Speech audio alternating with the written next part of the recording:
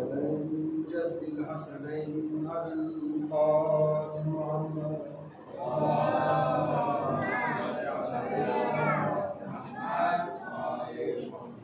وعلى أهل بيت الطيبين الطاهرين المعصومين المظلومين ولعنة الله على أعدائهم أجمعين ومن الآن إلى قيام يوم الدين.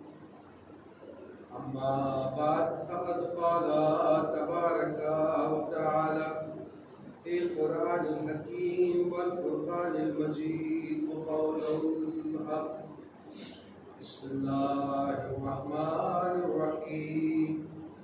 يا أيها الذين آمنوا أطيعوا الله وأطيعوا الرسول وأولي الأمر منكم. سبحان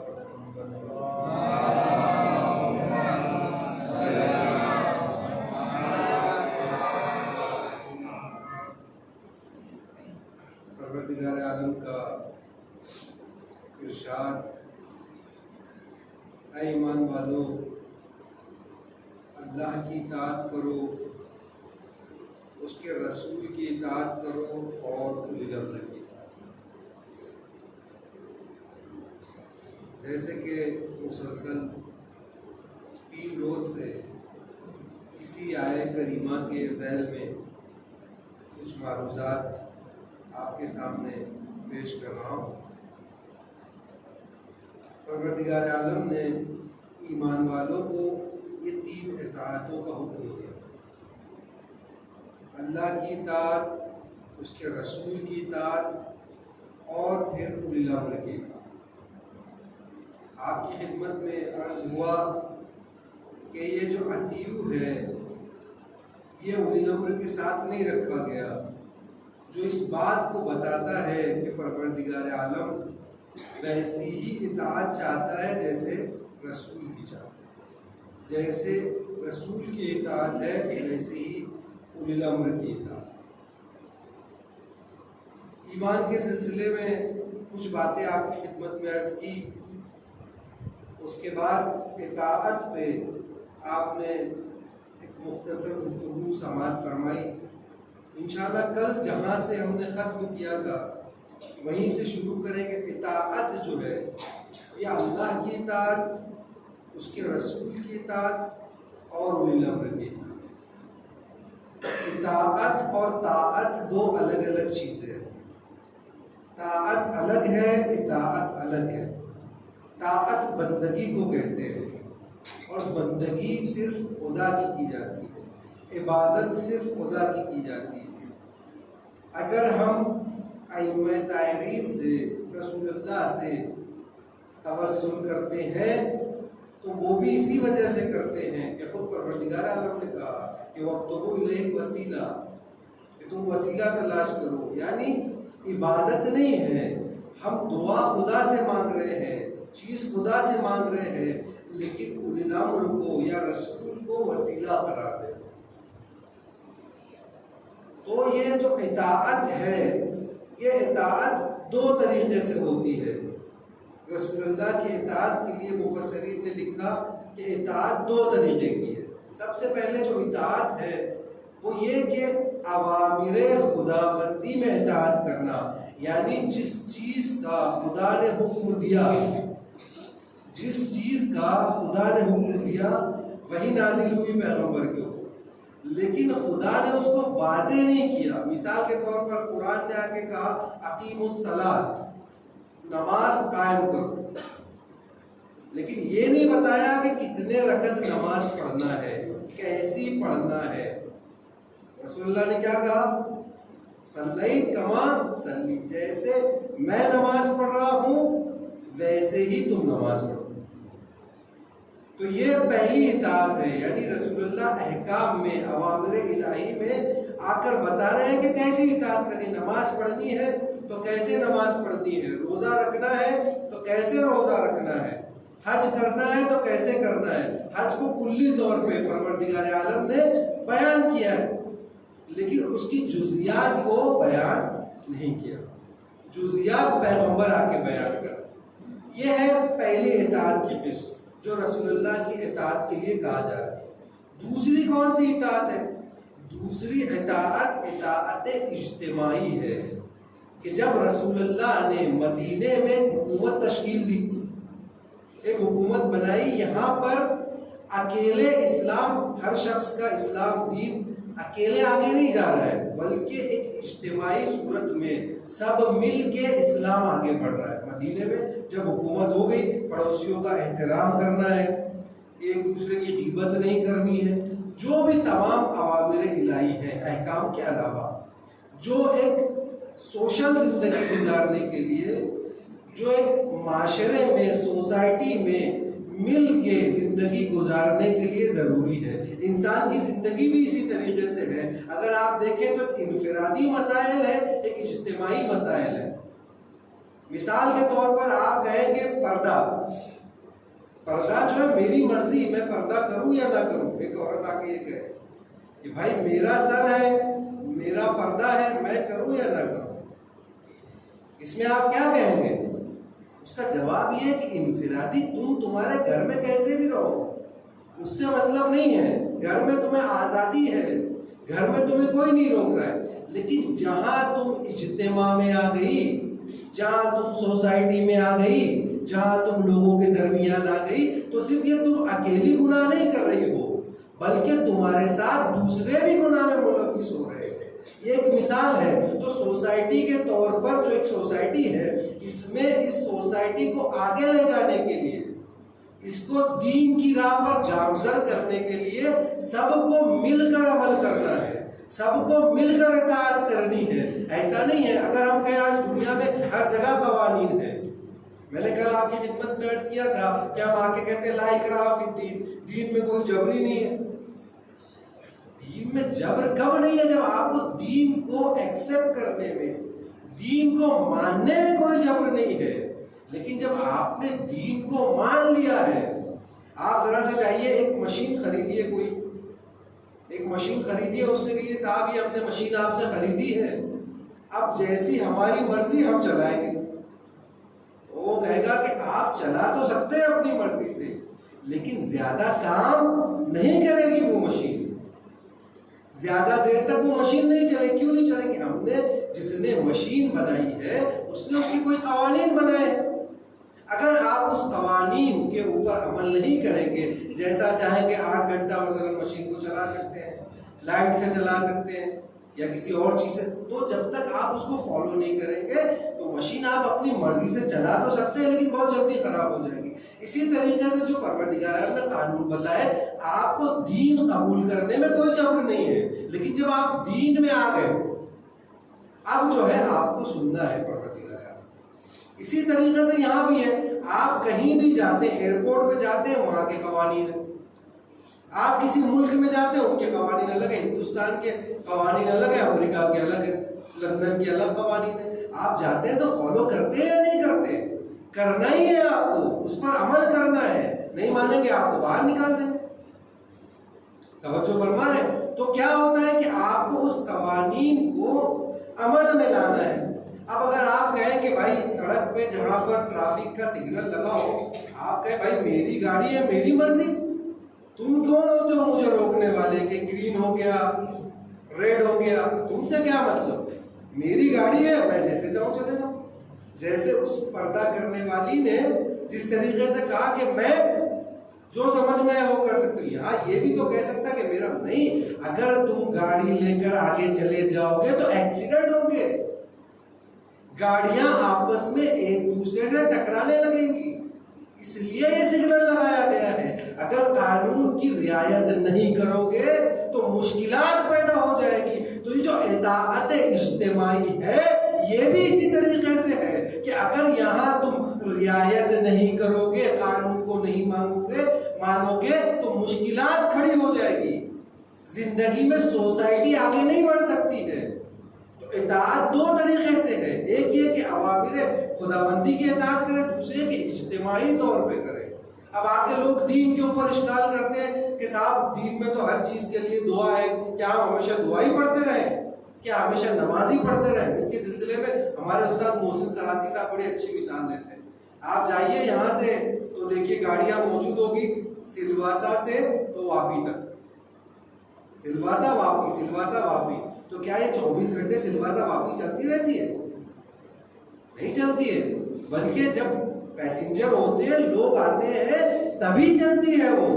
اسی طریقے سے اگر آپ چاہیں دیکھیں کہ یہ میڈیکل اسٹور جو ہے یہ رات اور دن کھلی ہوگی، تو کیا وہ رات دن کھلی ہوتی ہے؟ رات دن لوگ آگے خرید نہیں، جب جس کو ضرورت ہوگی کچھ خاص لوگوں کو اس کی اجازت دی جاتی۔ اسی طریقے سے یہ دعائیں بھی اسی طریقے سے ہیں، اعمال بھی اسی طریقے سے ہے کہ جب آپ اس مرحلے میں ہوں گے، جب جو عمل آپ کو انجام دینا ہوگا انجام دیں گے۔ 24 گھنٹے آپ کو لگے رہنے کی ضرورت نہیں ہے، بلکہ صرف نیت کرنے کی ضرورت ہے۔ اگر دل میں خدا موجود ہے تو جو بھی کام کرو گے خدا کے لیے کرو گے، وہ عبادت بنتا چلا جائے گا۔ میں جو کہ سروار پڑھے محمد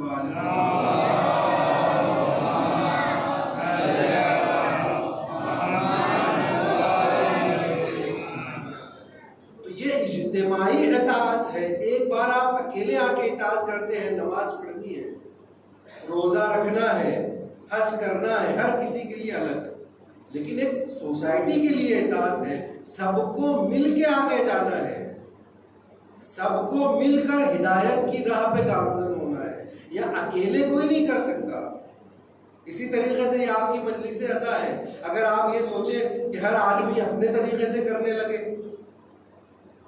تو آیا مجلس ہوگی؟ نہیں ہوگی، برپائی نہیں ہو پائے گی مجلس اگر ہر کوئی اپنی چلائے۔ تو دنیا میں ہر کوئی ہر جگہ اپنی نہیں چلا سکتا۔ ہاں گھر ہے، آپ کو اختیار ہے، آپ کریں یا نہ کریں، آپ کریں یا نہ کریں، آپ کو اختیار دیا ہے، اس کا جواب آپ کو دینا ہے۔ لیکن جب سوسائٹی میں آ کر آپ ایک کام کو انجام دیتے ہیں، معاشرے میں انجام دیتے ہیں، تو پھر سب کے ساتھ اطاعت کرنی ہے۔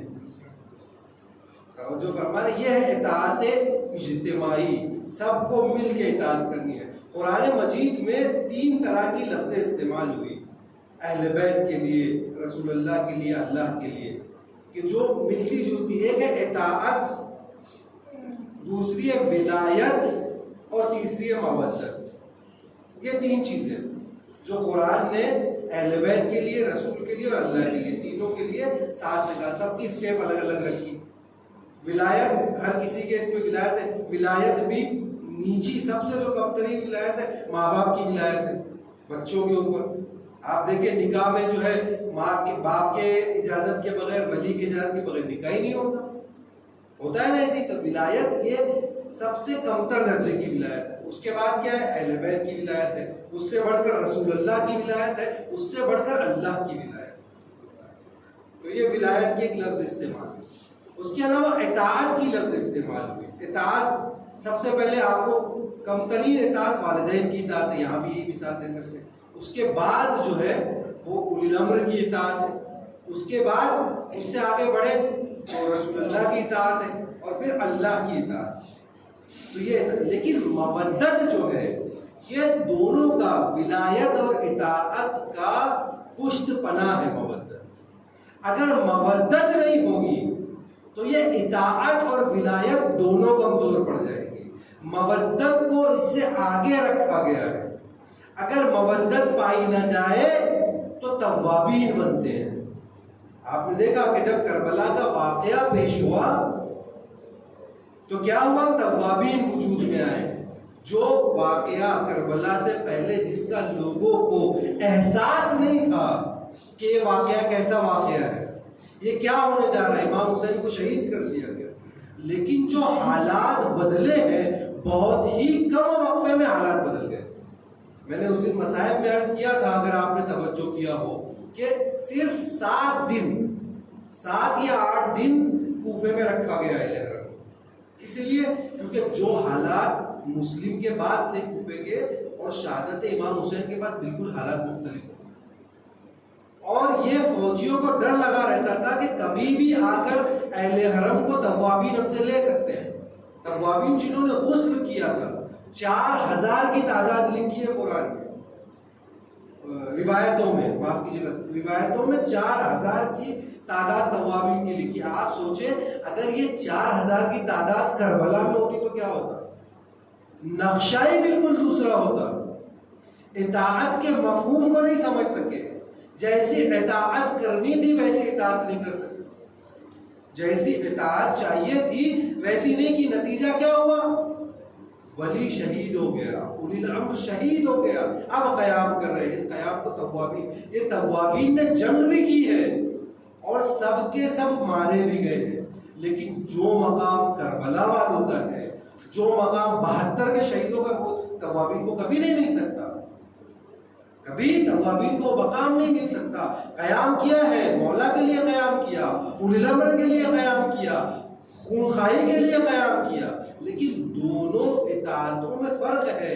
وہ مودت ان کے یہاں نہیں پائی جاتی تھی جو یہ 72 نگین جو مولا نے جمع کی ہے، 72 جواہر جو مولا نے مختلف جگہ سے جمع کیے ہیں، ان کی ولایت، ان کی اطاعت، ان کی مودت کی کوئی نظیر ہی نہیں ملتی ہے۔ مل جل کے ایک صلوات پڑھے محمد وآل محمد۔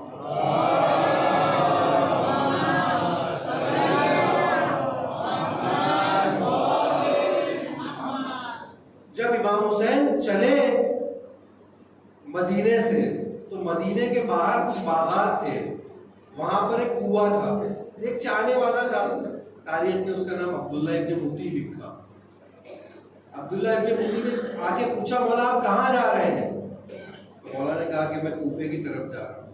کہا مولا میں نے ایک نیا کنواں کھودا ہے، اس کا پانی جو ہے وہ میٹھا نہیں ہے، اس کا پانی میٹھا نہیں ہے، آپ اس کے لیے کچھ کر دیجئے۔ مولا گئے، اولی الامر ہے، کنویں کا پانی لیا دہن مبارک میں، اس کے بعد واپس کنویں میں ڈال دیا، سارا پانی میٹھا ہو گیا۔ اس کے بعد مولا وہاں سے چلے گئے۔ عبداللہ ابن متی اپنے کنویں پہ بیٹھ کر میٹھا پانی پیتا رہا، حسین اپنے بچوں کے ساتھ کربلا میں شہید ہو گئے۔ دیکھ رہے ہیں آپ، نام متی ہے لیکن وہ اطاعت نہیں پائی جاتی ہے جس کی ضرورت ہے، جو کربلا والوں کے اندر۔ میں نے کل ایک مثال آپ کے سامنے پیش کی تھی، مولا عباس کی مثال، سب سے عظیم اطاعت کی سب سے عظیم مثال، مجسمہ اطاعت۔ اس اساتذہ کہتے ہیں کہ اگر اس آیت کی کوئی تفسیر ہے تو صرف مولا عباس ہے، کہ جنہوں نے صحیح طریقے سے اطاعت کر کے دکھائی۔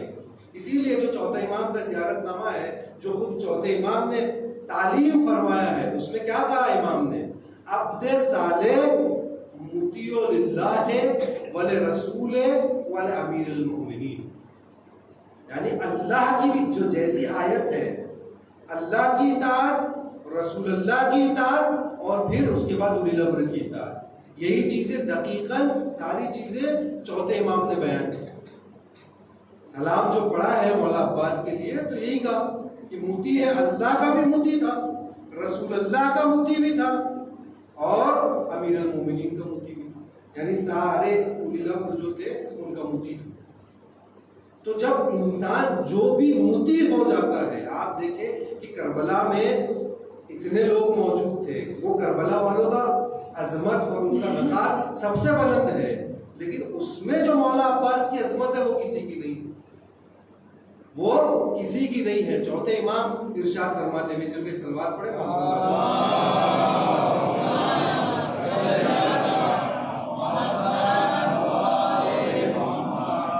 فرماتے ہیں کہ چچا عباس کا جو مقام ہوگا روز محشر، اس پر شہداء غبطہ کریں گے، شہداء رشک کریں گے۔ شہید جو جہاں اس کا پہلا قطرہ گرا ادھر کو جنت، تمام شہداء رشک کریں گے، غبطہ کریں گے مقام ابوالفضل عباس۔ یہ کیوں ہے؟ اطاعت کی وجہ سے ہے، مولا کی اطاعت میں مطیع محض، اپنے اولی الامر کے لیے مطیع محض، مجسمہ اطاعت ہے ابوالفضل عباس، جس کی وجہ سے آج پروردگار عالم نے اتنا اونچا درجہ دیا، اتنی بلندی پر پہنچا دیا، اتنا بلند مقام دیا۔ کیا ہے؟ اطاعت ہے۔ انسان کو اطاعت بلندیوں پر پہنچا۔ وہ یہ نہ سوچے کہ ہر جگہ روکا گیا ہے، ہر جگہ ٹوکا گیا ہے، ہر جگہ حدود بنائے گئے ہیں، نہیں، یہ سارے حدود آپ کے لیے ہیں تاکہ آپ صحیح سے زندگی گزار سکیں، جیسی پروردگار عالم نے زندگی گزارنے کا حکم دیا ہے، اگر آج ہم ویسی زندگی گزاریں تو ہمیں جنت کی طلب نہیں ہے، بلکہ اسی زندگی کو جنت بنا سکتے ہیں۔ مل جل کے ایک سلوات پڑھے محمد والے۔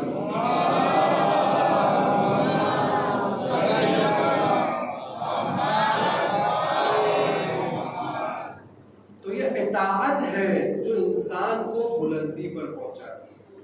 اور بھی بہت ساری مثالیں ہیں، آپ کو ہزاروں مثالیں تاریخ میں ایسی مل جائیں گی، کم مثالیں نہیں ہیں، نظیر بہت ہے کہ جو اطاعت کرتے تھے ان کا کیا ہوا، جنہوں نے اطاعت نہیں کی ان کا کیا ہوا۔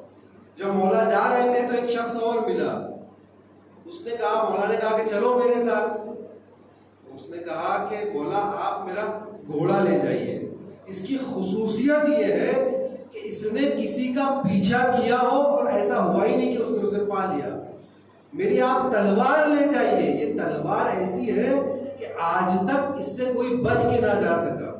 مولا نے کہا نہ تمہارے گھوڑے کی ضرورت ہے نہ تمہارے تلوار کی ضرورت ہے، ہمیں تمہاری ضرورت ہے، ہمیں تمہاری ضرورت ہے۔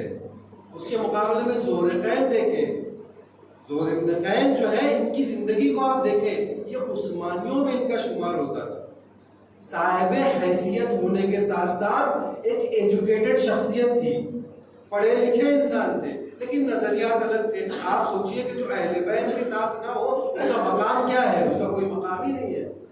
اور یہ ان کی کوشش تھی کہ جہاں امام کا پڑاؤ ہوتا تھا یہ پیچھے کا بھی پڑاؤ لے لیتے تھے، کبھی امام کا آگے ہوتا تھا تو یہ آگے چلے جاتے تھے۔ امام خود گئے، ان سے ملاقات کی تو روایتوں نے لکھا کہ جب جا رہے تھے تو ان کے چہرے پہ گھبراہٹ کے آثار تھے، لیکن جب امام سے مل کے آئے ہیں واپس تو چہرے پر سکون تھا۔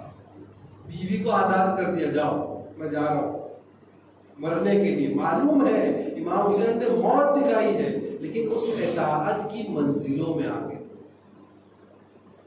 اور سب سے بہترین مثال جناب حر کی، آپ دیکھیں جناب حر، سارے اساتذہ اس بات پہ متفق ہیں کہ جناب حر جو ہیں یہ ٹھیک ہے دشمن کے اس میں تھے، دشمن کی فوج میں تھے، لیکن خود ایک اچھے انسان تھے، رحم دل انسان تھے، اور ان کے پاس حقوق الناس نہیں تھا۔ یعنی انسان کو اطاعت جب انسان کرتا ہے تو سب سے اہم چیز جو ہے حقوق الناس ہے، دوسروں کے حقوق، اللہ کے حقوق شاید اللہ معاف کر دے، لیکن جو دوسروں کے حقوق کے پاس کوئی حر کے گردن پر دوسروں کے حقوق نہیں تھے، حقوق الناس نہیں تھا، لہذا حر جو ہے ایک رات میں حر سے علیہ السلام، اس کی وجہ یہی ہے کہ کوئی حقوق الناس نہیں تھے۔ سارے اساتذہ کہتے ہیں کیونکہ مولا کے رکاب میں شہید ہونا کوئی معمولی سعادت نہیں ہے، اولی الامر کے ساتھ آ جانا کوئی معمولی سعادت نہیں ہے، بہت بڑی سعادت ہے۔ اور جو حر کو حاصل ہوئی اس کی وجہ یہی ہے کہ کوئی حقوق الناس نہیں تھا، سارا سب کچھ کلیئر تھا۔ لہذا کیا ہوا، جیسے ہی مولا کو دیکھا، مولا نے آخری ڈوز استعمال کیا ہے۔ آپ سوچیں کہ جو مولا نے کہا کہ حر تیری ماں تیرے ماتم میں بیٹھے، آپ سوچیں اگر حر پلٹ دیتا تو کیا ہوتا۔ مولا نے کتنا بڑا رسک لیا، کتنا بڑا رسک لیا، اسے جناب سیدہ تک لے آئے۔ مولا سمجھ گئے تھے کہ اس نے لجام فرض پہ ہاتھ ڈال دیا ہے، اسے اب کوئی آخری ڈوز کی ضرورت ہے جو بہت ہی ہائی پاور کا ہو۔ مولا نے اسے یہ ڈوز دیا۔ کون سا ڈوز؟ کہ ماں تیری ماں تیرے ماتم میں بیٹھے۔ جب یہ کہا اس نے تو کیا کیا، اس نے احترام کیا، ادب کیا جناب سیدہ کا۔ کہا مولا آپ کی ماں اگر یہ نہ ہوتی تو میں بھی کچھ کہتا، لیکن جہاں احترام کیا تبھی مولا سمجھ گئے حر آ گیا، حر میرا ہو گیا ہے۔ جہاں حر نے احترام، اور یہی احترام حر کو لے آیا مولا، یہی احترام حر کو مولا تک لے آیا۔ تو یہ احترام ہے، جو یہ ادب ہے۔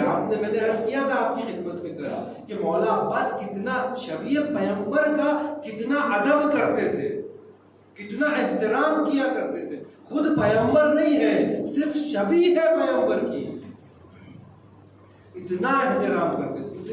اطاعتوں کی یہ منزلیں صرف آپ کو یہی نظر آئیں گے. اور کربلا والوں نے یہ نظیر پیش کر کے بتایا کہ دیکھو تم کہتے ہو کہ اہل بیت تک ہم نہیں پہنچ سکتے، جیسا امام حسین کا عمل ہے ہم ویسا عمل نہیں کر سکتے، جیسا اہل بیت کا عمل ہے ویسا ہم نہیں کر سکتے. لیکن یہ کربلا والے یہ بھی تو انسان ہیں، یہ جو مائیں ہیں یہ بھی تو تمہاری طرح عام مائیں ہیں جنہوں نے قربانیاں دی ہیں. اگر بنی ہاشم کو بھی چھوڑ دیا جائے تو اس کے علاوہ دوسرے لوگوں کو بھی دیکھا جا سکتا ہے جنہیں انسان عملی نمونہ بنا سکتا ہے، اپنی زندگی میں اتار سکتا ہے. مل جل کے صلوات پڑھے محمد والے.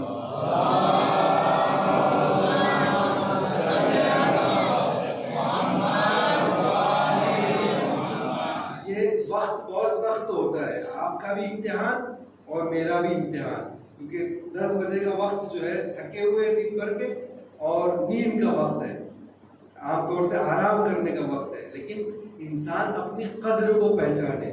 شب معراج جب پیغمبر معراج پہ گئے تو کیا ہوتا ہے کہ ہمارے جو برادران ہیں، جو خطبہ ہیں، جو ذاکرین ہیں میرے برادران، وہ کیا کرتے ہیں؟ وہی سناتے ہیں جو آپ سننا چاہتے ہیں. لہٰذا معراج ایک بہت بڑا واقعہ ہے، لیکن آپ کو اس میں سے وہی سناتے ہیں جو آپ سننا چاہتے ہیں. معراج میں جب پیغمبر گئے ہیں تو وہاں پر پیغمبر کو بہت ساری چیزیں دکھائی گئی، بہت طویل گفتگو ہے. میں جو عرض کرنا چاہتا ہوں آپ کی مجلس کے لیے کہ وہاں جب پیغمبر ہے کسی کے بال سے کوئی عورت لٹکی ہوئی تھی، طرح طرح کے عذاب. ایک جگہ پیغمبر نے دیکھا کہ فرشتے ایک محل بنا رہے ہیں، فرشتے محل بنا رہے ہیں. تو جیسے ہی دیکھا کہ فرشتے محل بنا رہے ہیں تو پیغمبر رک گئے. جیسے لیبر ہوتے ہیں ہمارے، ایک ٹھیکے والے لیبر ہوتے ہیں اور ایک جو دیہاڑی والے ہوتے ہیں وہ ہوتے ہیں لیبر، وہاں بھی لگے ہوئے تھے فرشتے. اچانک انہوں نے دیکھا کہ فرشتے رک گئے، بناتے بناتے محل بناتے بناتے رک گئے. پوچھا پیغمبر نے کہ کیا ہوا، کیا تھک گئے؟ کہا نہیں، یہ تو فرشتے ہیں، یہ تو ملکوتی مخلوق ہے، یہ تھکنے والے نہیں ہیں. پھر کہا کیا ہوا؟ کہا مٹیریل ختم ہو گیا ہے. کہا اچھا مٹیریل ختم ہو گیا؟ آتا کہاں سے مٹیریل؟ جس کا محل بن رہا ہے وہ مٹیریل بھیجتا ہے نیچے. جیسے جیسے وہ اعمال نیک انجام دیتا ہے، عمل صالح انجام دیتا ہے، وہ مٹیریل کی شکل میں تبدیل ہو کے یہاں آتا ہے. جب مٹیریل ختم ہو جاتا ہے تو محل بنانا ختم کر دیا جاتا ہے. تو آپ بھی جو مجلس میں آتے ہیں آپ یہ سوچیں کہ اتنی رات میں اگر کوئی دوسرا کام ہو تو آپ جاتے نہیں ہیں، آپ جاتے نہیں ہیں. لیکن آپ کو یہ امام حسین کی محبت ہے جو اتنی رات میں یہاں کھینچ کر لائی. اور انشاءاللہ کہ ہمارے بھی، کیونکہ آپ یہاں بیٹھے اسی طریقے سے وہاں جنت میں گھر تیار ہو رہے ہوں گے اگر ہم اسے بچائیں. البتہ جیسا میں نے کل عرض کیا تو وہی سناتے ہیں ہمارے ذاکرین جو آپ سننا چاہتے ہیں. عزیزو، فضائل اہل بیت تو آب حیات ہے، ہم اس کے بغیر جی ہی نہیں سکتے، اہل بیت کے بغیر تو ہم رہ ہی نہیں سکتے. لیکن عزیزو تمام چیزیں سننا چاہیے. منبر جو ہے یہ مکمل دین بیان کرنے کی جگہ ہے، مکمل دین بیان کرنے کی جگہ ہے. آپ بتائیے کہ اگر کوئی دوسرا کلاس رکھی جاتی ہے تو لوگوں کے پاس وقت نہیں ہے، وہاں نہیں آتے. جمعہ کا خطبہ ہو رہا ہے تو نماز میں شرکت کرتے ہیں. اور تو پھر کہاں آپ کو احکام بتایا جائے، کہاں پورا دین بتایا جائے؟ ایک مجلس حسینی ہے جو ایسی درسگاہ ہے جہاں سے پورا دین بتایا جاتا ہے، جہاں سے پورا دین سمجھایا جاتا ہے. اور اسی مجلس اذان نے ہمیں باقی رکھا ہے. اگر ہمارا دین یہاں سے نہیں بیان کیا، کبھی کبھی تو ایسا ہوتا ہے کہ سال بھر وہ شخص نظر ہی نہیں آتا، صرف 10 دن ہی مجلس میں آتا ہے. اگر وہاں بھی احتیاط نہ کیا جائے، کچھ اسے نہ دیا جائے تو پھر اس کے پاس دین کیا رہ جاتا ہے، وہ کیا لے کے جائے گا؟ تو یہاں سے آپ سننے کی عادت ڈالیے. میں نے عرض کیا تھا جو کوئی بھی امر بالمعروف کر رہا ہے وہ آپ کا دشمن نہیں ہے بلکہ آپ کا دوست ہے، آپ کو جنت میں لے جانے کی کوشش کر رہا ہے. اگر کوئی کہہ رہا ہے نماز کا وقت ہو گیا آپ مسجد میں چلیے، تو یہ آپ کو جنت کی طرف لے جا رہا ہے. مجلس ہو رہی ہے مجلس میں چلو، یہ آپ کو جنت کی، یہ آپ کو ٹوک نہیں رہا ہے، یہ آپ کو روک نہیں رہا ہے. اس کے مقابلے میں جو گیم آپ ڈاؤن لوڈ کر کے چاہتے ہیں وہ ڈاؤن لوڈ کر کے دے دیتا ہے. یہ آپ کا حقیقی دوست نہیں ہے. جو فلم آپ چاہتے ہیں بلوٹوتھ سے آپ کو بھیج دیتا ہے، آپ کا حقیقی دوست نہیں ہے، آپ کو برائی کے راستے پہ لے جا رہا ہے. لیکن جو امر بالمعروف کر رہا ہے آپ کو مجلسوں تک لا رہا ہے، وہ آپ کا حقیقی دوست ہے۔ آپ دیکھیں کہ یہ کہہ دینا کہ مجلس جو ہے وہ مثلا سنی ہے، کم لوگ آئے مجلس میں، مجلس سنی ہو گئی، عزاداری نہیں ہوئی جیسی چاہیے تھی، جیسی 10 دن نہیں چاہیے تھی ویسی نہیں ہوئی، یہ سب کہہ دینے کا حق ہمیں نہیں ہے۔ یہ کہنے کا حق صرف پردہ غیب میں بیٹھے ہوئے اس وارث حسین کو ہے کہ جو کہہ سکتا ہے کہ مجلس کیسے ہوئی۔ آپ کا کام کیا ہے؟ پوسٹر بنائیے، 2-4 واٹس ایپ پہ ادھر ڈال دیجئے، پوسٹر لگا دیجئے، فرش عزا بچھا دیجئے، یہ آپ کا کام ہے۔ کتنے لوگ آئے، کون شریک ہو، داد ملے یا نہ ملے، اس سے کوئی نہیں۔ کیوں؟ اس لیے کہ جو مجلس کی ڈیفینیشن بتائی ہے وہ کیا ہے کہ اندہو ذکر اندہو مصابنا، جیسے ہی ذکر کیا آنکھوں میں آنسو آ گئے، مجلس ہو گئی۔ جیسے ہی ذکر کیا امام حسین کا، کہیں بھی بیٹھے ہو آپ، کوئی شرط نہیں، آفس میں بیٹھے ہیں، دکان میں بیٹھے ہیں، گارڈن میں بیٹھے ہیں، گھر میں بیٹھے ہیں، بیڈ روم میں بیٹھے ہیں، جیسے ہی اہل بیت کا ذکر کیا آنکھ میں آنسو آ گئے، مجلس ہو۔ مجلس کی یہ تاریخ بتائی گئی۔ پہلی مجلس آپ کو پتا ہے اس کی پہلی مجلس کی تاریخ کیا ہے؟ کبھی آپ نے سوچا کہ سب سے پہلی مجلس کب ہوئی؟ سب سے پہلی مجلس کب برگزار ہوئی، کب برپا ہوئی؟ کبھی آپ نے سوچا؟ سب سے پہلی مجلس جو برپا ہوئی ہے وہ تب ہوئی جب جناب آدم سے کہا گیا کہ اے آدم، اللہم انی اسألک بحق محمد وانت المحمود، بحق علی وانت الاعلی، بحق فاطمہ وانت فاطر السماوات، بحق الحسن وانت قدیم الاحسان، دونوں ہے، بحق الحسین وانت قدیم، دونوں ایسے ہی ہے۔ روایت کو میں نے دیکھا ہے بالکل اسی طریقے سے بھی ہے اور دوسری طریقے۔ جب یہ کہا گیا کہ ان سے تم توسل کرو، جیسے ہی امام حسین کا نام جناب آدم نے لیا، ان کو ایک عجیب سی کیفیت طاری ہو گئی، ایک غم کی کیفیت طاری ہو گئی۔ جبریل سے پوچھا کہ یہ میں نے کیسا نام لے لیا ہے کہ میرے اوپر ایک عجیب سی کیفیت طاری ہو گئی۔ تو پھر جبریل نے اللہ کے حکم سے بتایا جناب آدم کو کہ کیا ہے کربلا، پیغمبر کیا ہے، پورا واقعہ بتایا اور وہاں پہلی مجلس ہو گئی۔ مل جل کے صلوات پڑھے محمد والے۔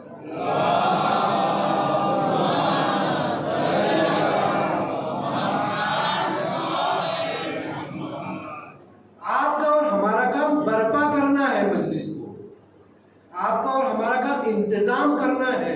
باقی نام کسی کو قبولیت کی سند دے سکتے ہیں نہ کچھ، کوئی سند آپ نہیں دے سکتے، صرف حق جو ہے وہ امام کو ہے، اس کا ہمارے ہاتھ میں کوئی حق نہیں ہے۔ ہمیں صرف احترام ضروری ہے، ایسا نہیں آج احترام کم ہو رہا ہے۔ آپ دیکھیں گھر میں بیٹھے نوحہ لگا ہوا ہے، نوحے کا مطلب ہی یہ ہوتا ہے کہ غم کی کیفیت آپ کے اوپر طاری ہے۔ آج ایک ٹرینڈ چل گیا ہے سوشل میڈیا پہ، آپ دیکھیں ہر کوئی، مثال کے طور پر ایک مولانا آ رہا ہے، اپنے سے ہی مثال دوں تاکہ آپ تک وہ مثال پہنچے۔ ایک مولانا آ رہا ہے، اس کے ساتھ ہے علم بردار آتا ہے، دوسری قومیں جب دیکھے گی تو کیا سوچے گی کہ یہ علم بردار ہے جو آ رہا ہے۔ جب اس مولانا کو دیکھے گی استقبال ہو رہا ہے تو کہے گی کہ یہ علم بردار آتا ہے۔ تو جب ہم خود توہین کرتے ہیں پھر دوسرے توہین کرنے لگتے ہیں، پھر دوسرے اس کو چوری کرنے لگتے ہیں۔ آج ایک اور نعت، ایک گیت آیا ہے نیا، آپ نے سنا ہوگا، مختلف علماء نے اس کے اوپر بیانات دیے ہیں۔ مجھے کچھ کہنا نہیں ہے اس پہ کہ کوئی جرار آیا ہے، ہمارے یہاں تو بس جرار کا ایک ہی قافیہ ہے، اس کے علاوہ کوئی نہیں فرار والا۔ مل جل کے صلوات پڑھے محمد والے۔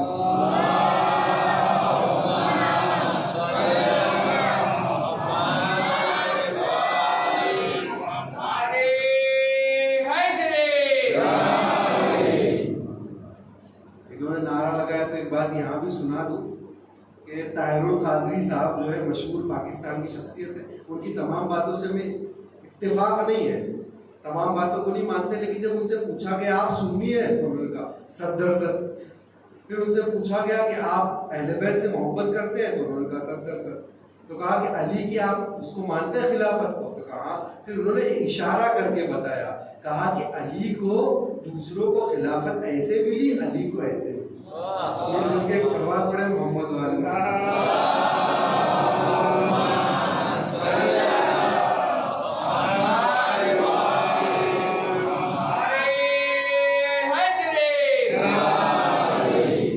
تو یہ غدیر کی سنت ہے۔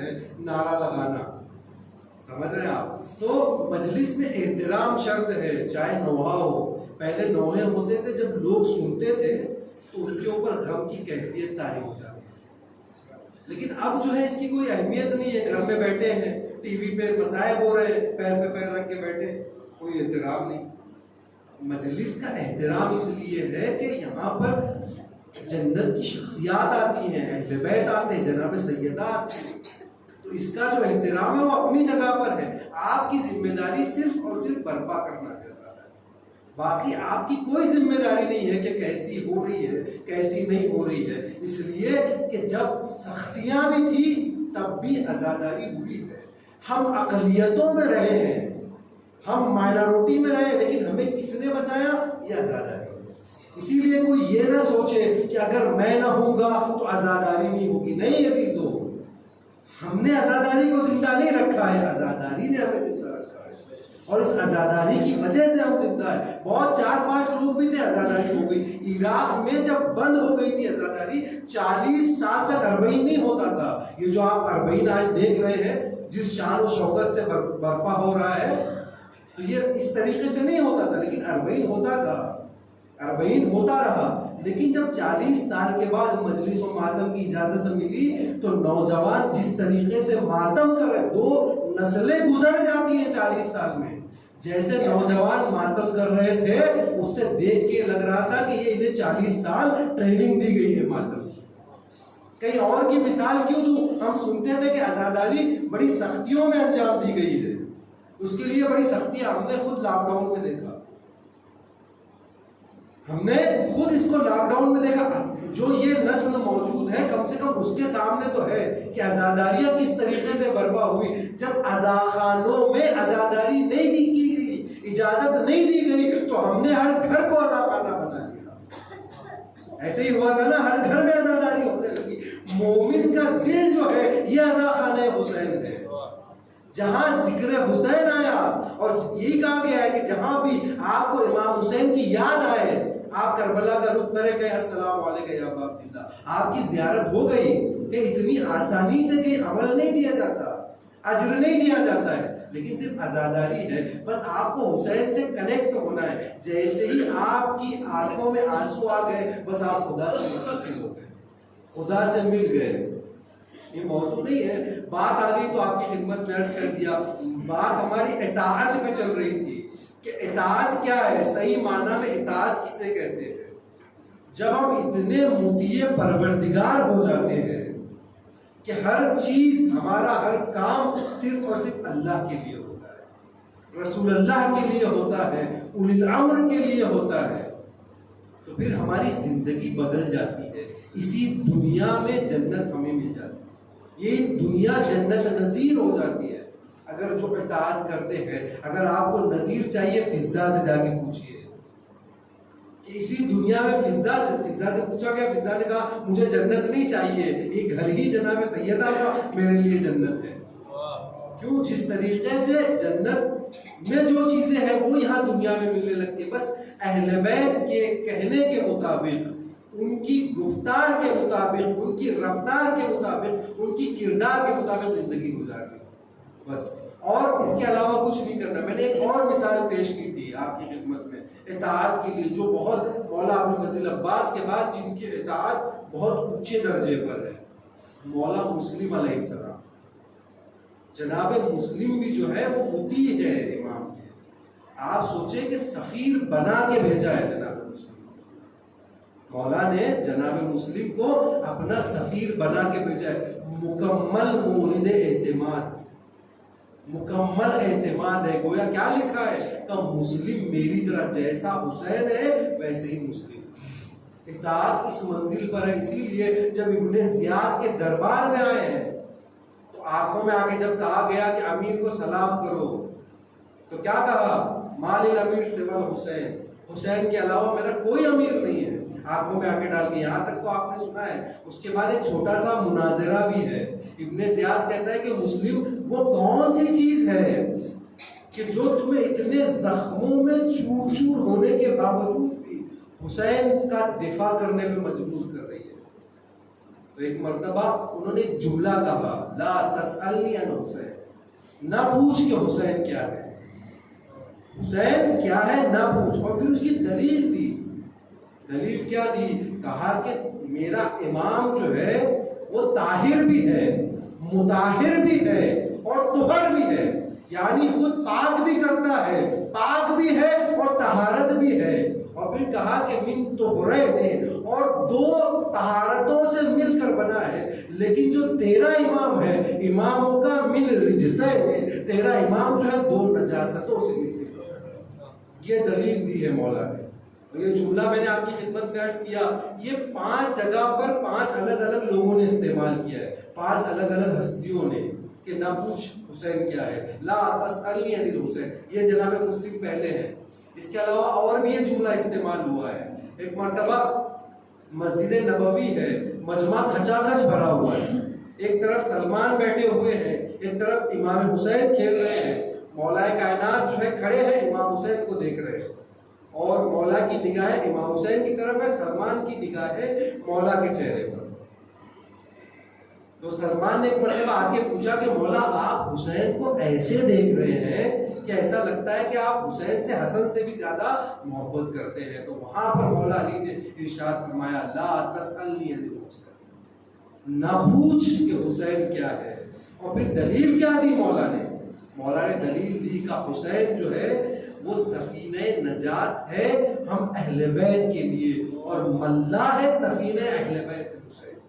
یعنی جو سفینہ ہوگا اہل بیت کا، اس کا ملا حسین ہے. اسی لیے ایک روایت میں ہے کہ جب محشر کا ہنگام ہوگا، محشر کا ہنگام ہوگا تو 1000 قطاریں ہوں گی شفاعت کے لیے، جس میں سے 999 قطاروں کو امام حسین بخش پائیں گے، ایک قطار کو تمام 11 امام بخش پائیں گے. مل جل کے سلوات پڑھیں محمد والا.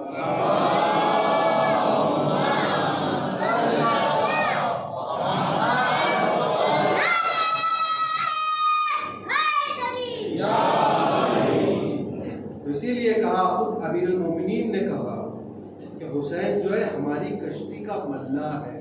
تو یہ دوسری شخصیت تھی جس نے کہا کہ امام حسین کیا ہے. تیسری شخصیت کون ہے؟ رسول اللہ. رسول اللہ نے ایک مرتبہ کہا کہ لا تسألنی عن الحسین، نہ پوچھ کہ حسین کیا ہے. کب کہا رسول اللہ؟ امام حسین کے ایک دوست ہیں، رسول اللہ کے صحابی بھی ہیں، ابو دردہ.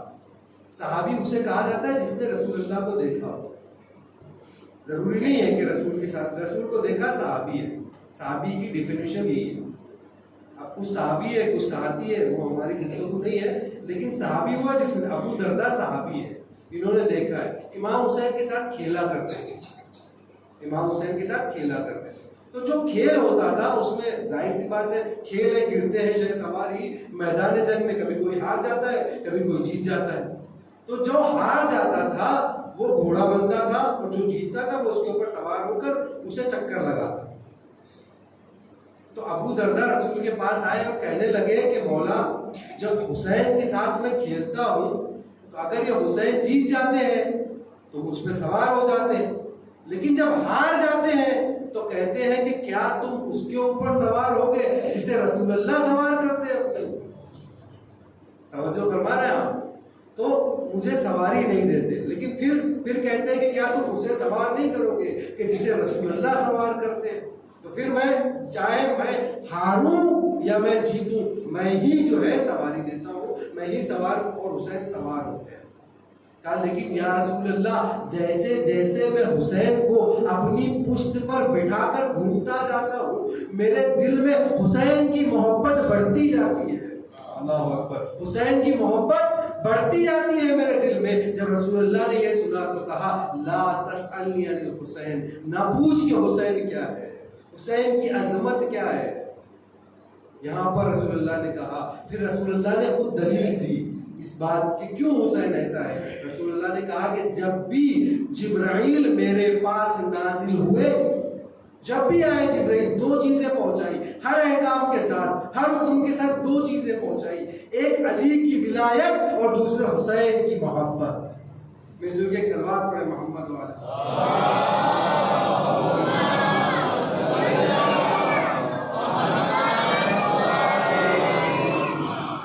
اور کہنے دیجئے کہ جہاں علی کی ولایت نہیں ہے وہاں بھی مومن نہیں ہے وہ بھی، اور جہاں حسین کی محبت نہیں ہے وہ بھی مومن نہیں۔ تو یہ تیسرا مقام ہے جہاں پر حسین کو کہا گیا کہ حسین کے بارے میں نہ پوچھو۔ چوتھا مقام کہاں ہے؟ 3 شعبان ہے، امام حسین کی ولادت ہوئی ہے، جبرائیل آ رہے ہیں، جبرائیل کو حکم ملا ہے کہ 1000 قبیل ملائکہ لے کر جاؤ رسول اللہ کو مبارکباد دینے، اور صرف ایک دن نہیں جانا ہے، 40 دن تک جانا آنا ہے۔ جو ایک قبیل روایتوں میں ہے کہ ایک قبیل میں 1 لاکھ یا 10 لاکھ ملائکہ ہوتے ہیں، آپ سوچ رہے ہیں، یعنی جب اتنے ملائکہ ایک ساتھ نیچے جا رہے ہیں تو پورا ملکوت ہل رہا ہے۔ جب یہ ملائکہ گزر رہے تھے تو انہوں نے فطرس نے ان کو دیکھ لیا۔ جیسے ہی فطرس نے انہیں دیکھا تو پوچھا جبرائیل سے کہ جبرائیل کہاں جا رہے ہو، کیا قیامت آ گئی ہے؟ تو عجب نہیں، جبرائیل نے کہا ہو کہ قیامت تو نہیں آئی ہے، قیامت کا مالک آ گیا۔ پھر جبرائیل نے کہا کہ کہاں جا رہے ہو؟ کہا ہم مبارکباد دینے جا رہے ہیں۔ تو سوال کیا اس نے کہ رسول اللہ آئے، تم صرف مبارکباد دینے اکیلے گئے، اتنے انبیاء آئے، امام علی تشریف لائے، جناب سیدہ۔ تو وہاں پر جبرائیل نے کہا لا تسألنی عن حسین، نہ پوچھ کہ حسین کیا ہے۔ اور پھر دلیل بڑی خوبصورت دلیل دی ہے، کہا حسین تو آیا ہی ہے نجات دینے کے لیے، کہا حسین تو آیا ہی ہے نجات دینے کے لیے۔ اور پھر یہی وجہ تھی کہ فطرت ساتھ میں چلا تھا، فطرت ساتھ میں چلا تھا اور اسے نجات ملی تھی، پورا واقعہ آپ کے سامنے۔ تو یہ چوتھی منزل تھی جہاں پر کہا گیا کہ نہ پوچھو حسین کیا ہے۔ 5ویں منزل، اب اس سے اوپر کوئی ہستی رہتی ہی نہیں ہے، آخری ہستی خدا کی ہے۔ جب یہی 3 شعبان تھی، جبرائیل نے خود پروردگار عالم سے سوال کیا کہ پروردگار اتنے قبیل ملائکہ لے کر تو مجھے بھیج رہا ہے، اتنے قبیل ملائکہ تو مجھے لے کر بھیج رہا ہے، کیا وجہ ہے؟ تو کہا کہ آج وہ آیا ہے جسے خلقتو بقدرتی، جسے میں نے اپنی قدرت سے بنایا۔ لا تسألنی عن حسین، حسین کے بارے میں نہ پوچھ، اسے میں نے اپنی قدرت سے بنایا ہے۔ آدم کے لیے پروردگار عالم نے کہا کہ میں نے اسے کیا بنایا؟ ماء و طین، خاک سے اور پانی سے، آگ سے اور خاک کو ملا کر آدم کو بنایا۔ لیکن امام حسین کے لیے کہا خلقتو بقدرت، میں نے اسے اپنی قدرت سے بنایا۔ توجہ فرما رہے ہیں آپ؟ توجہ کرنے کی ضرورت ہے کہ حسین کی منزلت کیا ہے، کہ جسے پروردگار اپنے قدرت سے بنائے۔ اور پروردگار یہاں خاموش نہیں، وہ آگے چل کے کہا کہ حسین کو میں نے رسول اللہ کے لیے رحمت بنا کر بھیجا ہے، رسول اللہ کے لیے رحمت۔ اللہ اکبر، جو پورے عالمین کے لیے رحمت للعالمین ہے، اس کے لیے حسین کو رحمت بنا کر بھیجا گیا ہے۔ مل جل کے صلوات پڑھیں محمد۔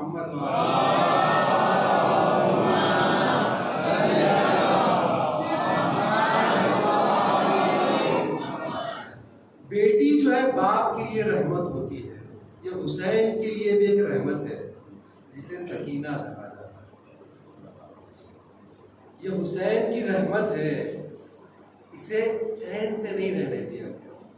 چھوٹی بچی ہے، سب کے گھر میں بچیاں ہیں، یہ بھی بہت چھوٹی 3-4 سال کی بچی ہے، سب نے لکھا اس کو۔ وجود میں کسی کو انکار نہیں ہے، نام مختلف ہو سکتے، کوئی رقیہ کہتا ہے، کوئی سکینہ کہتا ہے، لیکن سب کہتے ہیں حسین کی ایک بچی تھی۔ حتی طبری نے بھی لکھا کہ حسین کی بچی تھی جس کے اوپر ظلم۔ جب جناب مسلم کی شہادت کی خبر ملی تو مولا نے مسلم کی یتیمہ کو بلایا، اپنے پاس بٹھایا، یتیمہ کو اسے پیار کیا۔ خاندان بنی ہاشم کی بچی تھی، سمجھ گئی، کہا ایسا تو نہیں میرے بابا شہید کر دیے گئے، بیٹا آج سے تمہارا بابا میں ہوں۔ ایک صندوقچہ منگوایا، 2 ننھی ننھی بالیاں نکالی، اس بچی کے کانوں میں پہنایا، سر پہ ہاتھ پھیرا۔ میں کہوں گا مولا آپ اتنی شفقت کر رہے ہیں، ایسا نہ ہو کہیں سکینہ اس منظر کو دیکھ رہی ہو، یہ سمجھ لے کہ جب میں بھی یتیم ہوں گی تو میری بھی اس طریقے سے نوازش کی جائے گی۔ ارے سر پہ ہاتھ رکھنے کی جگہ تماچے مارے جائیں گے، بالیاں پہنانے کی جگہ بالیاں کی شروعات سکینہ کو بڑی مصیبتیں برداشت کرنی ہے. جب سب سے پہلی مرتبہ پانی آیا نا جب شام غریبہ میں پانی آیا ہے تو کوزہ لے کے جناب زینب جناب سکینہ کے پاس پہنچی. بیٹا پانی پی لو. کہا بھبی اماں آپ نے پی لیا؟ کہ نہیں تم سب سے چھوٹی ہو, تمہارے لیے پانی لائی ہوں. ایک مرتبہ کوزہ لیا مقتل کی جانب چل پڑی. اے بیٹی کہاں جا رہی ہو؟ کہا بھبی اماں آپ نے تو کہا پہلے چھوٹوں کو پانی پلایا جاتا ہے. ارے میرا بھیا اصغر سب سے چھوٹا ہے, میں اسے پانی پیش کر رہی ہوں. جب قافلہ شام کی سمت بڑھ رہا تھا, ایک مرتبہ ایک جگہ ایسا آیا کہ نیزہ جس پر سر امام حسین تھا آگے نہیں بڑھتا, نیزہ زمین میں دھس گیا تھا. ایک ایک فوجی آتا رہا, نکالنے کی کوشش کرتا رہا, لیکن نیزہ نہ نکل سکا. ایک مرتبہ تازیانہ لے کر سید سجاد کی سمت بڑھا. اے سید سجاد تیرے بابا کا سر آگے نہیں بڑھتا. سید سجاد آئے, ہاتھوں کو جوڑ دیا. اے میرے مظلوم بابا, اے میرے پیاسے بابا, میری پشت میں اتنی سخت نہیں کہ اور تازیانے مارے جائیں. ایک مرتبہ کٹے ہوئے سر سے آواز آئی, اے میرے لال کیسے آگے بڑھ جاؤں, میری سکینہ کہیں گر گئی ہے. ایک مرتبہ جناب زینب چلی, سکینہ کو آواز دیتی ہے. کچھ پیچھے گئی تو کیا دیکھا کہ ایک نقاب پوش بی بی ہے, سکینہ کو گود میں لیے بیٹھی ہے, ہاتھوں کو جوڑا. اے بی بی تیرا شکریہ, تو نے یتیم حسین کا خیال کیا. جب سے یہ یتیم ہوئی ہے کسی نے تماچے مارے ہیں, کسی نے بالیاں چینی ہے. ایک مرتبہ اس نقاب پوش بی بی نے اپنا نقاب ہٹایا. اے زینب پہچانا نہیں, میں سیدہ آ گئی.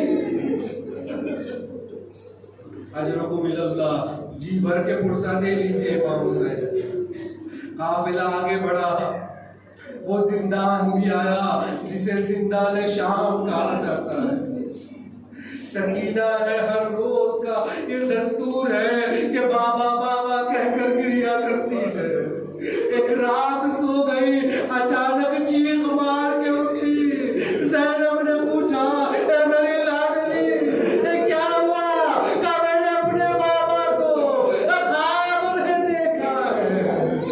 ایک مرتبہ بیویوں نے حلقہ بنایا, سب نے زاروں قطار رونا شروع کیا. آواز محل میں پہنچی, پوچھوایا کیوں رو رہی ہے؟ کہ ایک بچی ہے جو اپنا بابا کی جسے یاد آ رہی ہے. کہ کس کی بچی ہے؟ کہ یتیم حسین ہے. سر حسین کو بھجوایا گیا. سر حسین آیا. ایک مرتبہ جیسے ایک مشال کے ساتھ ایک خان میں سر کو لے کر آگے چلے. سکینہ کہتی ہے مجھے کھانا نہیں چاہیے, مجھے پانی نہیں چاہیے. ارے جو ہٹایا گیا تو کیا دیکھا بابا کا سر ہے. دیکھ کے رونا شروع کیا. سر حسین بلند ہوا, سکینہ کے گود میں آیا. رخسار امام حسین پر اپنا رخسار رکھ دیا. پین کرنا شروع کیے, اتنے پین کیے کہ خش آ گیا. اب جو شانہ ہلایا, انا للہ و انا الیہ راجعون. سکینہ اس دنیا میں نہیں رہی. ایک مرتبہ اس قید خانے میں ننھی سی قبر بنائی. تو ہاتھ آئے, اے سید سجاد میری بچی کو مجھے دے.